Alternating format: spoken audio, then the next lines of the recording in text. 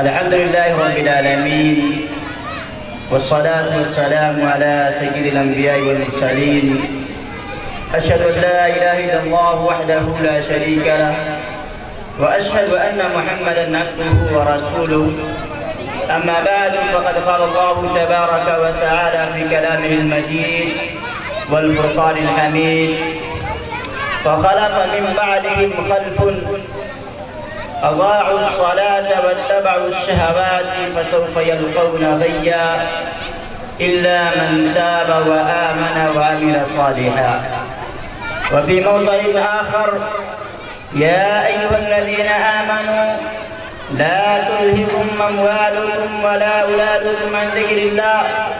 ومن يفعل ذلك فأولئك هم الخاسرون. قال النبي صلى الله عليه وسلم: أول ما يحاسب به العبد يوم القيامة الصلاة، فإن صلحت فقد أفلح وأنجح، وإن نقصت فقد خاب وخسر. وفي حديث آخر: من ترك الصلاة متعمدا فقد برئت منه ذمة الله.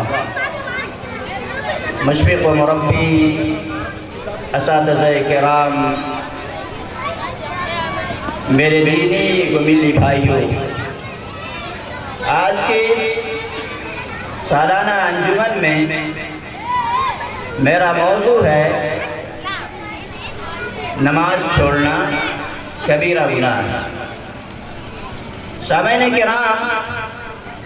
ہمیں اور آپ کو معلوم ہے کہ نماز یہ ارکان اسلام کے جو 5 رکن ہیں، ان 5 رکنوں میں سے ایک اہم رکن ہے.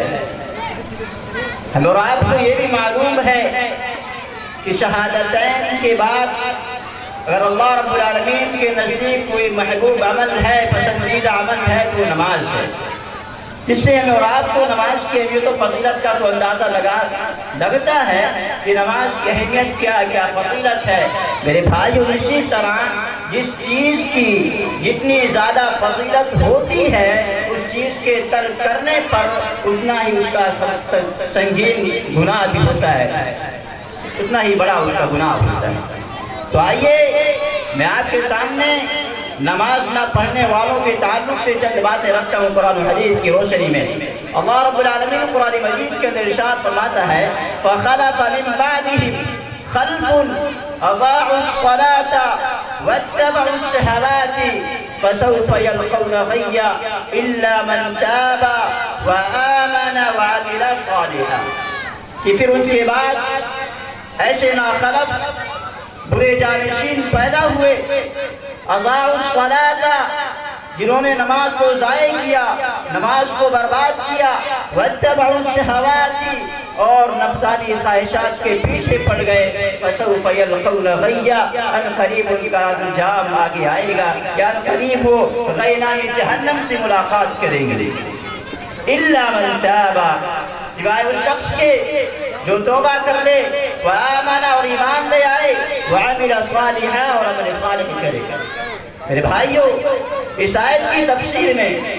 عبداللہ بن عباس رضی اللہ عنہ فرماتے ہیں کہ نماز کو ضائع کرنے سے مراد یہ نہیں ہے تو نماز کو کلی طور پر مکمل طور پر چھوڑ دیتے ہیں، بلکہ اس سے مراد یہ ہے کہ نماز کو اس کے وقت سے مؤخر کر کے پڑھتے ہیں، نماز کو تاخیر کر کے پڑھتے ہیں. یعنی ایک نماز کا جو صحیح ٹائم ٹیبل ہوتا ہے، اس ٹائم ٹیبل سے اس نماز کو ہٹا کر کے، اس کے اول وقت سے ہٹا کر کے اس کو اخیر میں لے جا کر کے تاخیر کر کے نماز پڑھتے ہیں. اور میرے بھائیوں، امام التابعین سعید بن مسیب رحمۃ اللہ علیہ کہتے ہیں کہ اس آیت میں اضاعوا الصلاۃ سے مراد یہ ہے کہ وہ ظہر کو نہیں پڑھتا حتیٰ کہ عصر کا وقت آ جاتا ہے، اور عصر کو مغرب تک، مغرب کو عشاء تک، اور عشاء کو فجر تک، اور فجر کو طلوع شمس تک لیٹ کر دیتا ہے. یعنی ہر نماز کو اس کے اول وقت پر نہ پڑھ کے اس کے آخر وقت میں لے جا کر کے نماز کو پڑھتا ہے، وہ اضاعوا الصلاۃ ہے.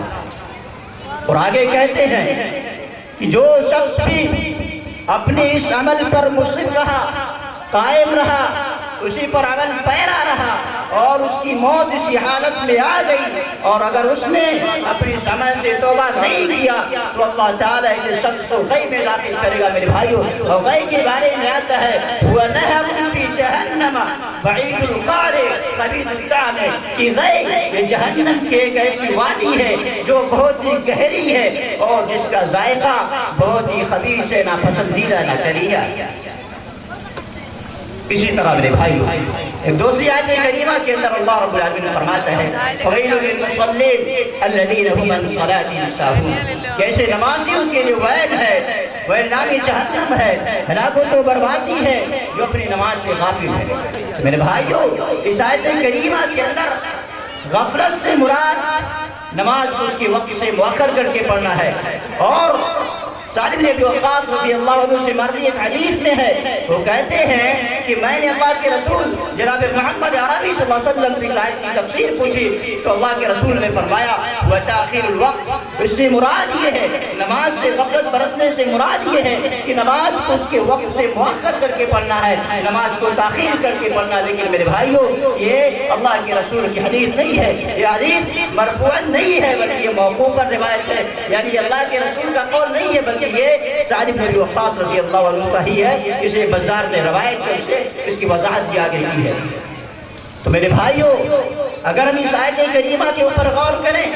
الذین هم عن صلاتهم ساہون، تو میرے بھائیو